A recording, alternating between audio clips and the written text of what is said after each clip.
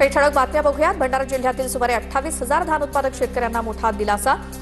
शासनाकडून 287 कोटी 51 लाख रुपयांचा निधी प्राप्त। आजपासून चुकारे थेट शेतकऱ्यांच्या बँक खात्यात जमा होणार। साताऱ्यातील कोयना धरणाचे 6 दरवाजे एका फुटाने उघडले। कोयना नदीपात्रात पाणी विसर्ग सुरू। कोयना धरण 96.66 टीएमसी इतकं भरलं। कृष्णा कोयना नदीकाठच्या गावांना सतर्कतेचा इशारा। पंढरपूरच्या यमाई तलावाच्या संवर्धनासाठी 15 कोटी रुपयांचा एसटीपी प्रकल्प सुरू। उपनगरातील सांडपाण्यावरती प्रक्रिया करूनच ते नदीपात्रात सोडलं जाणार।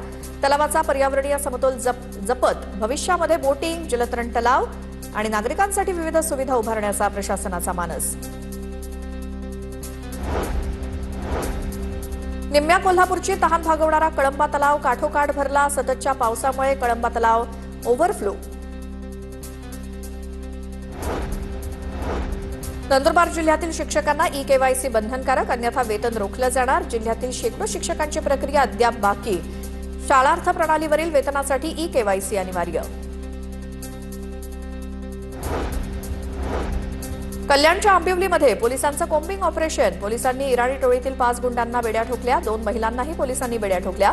पोलिसांच्या कारवाईत एफडी ड्रग्ज देखील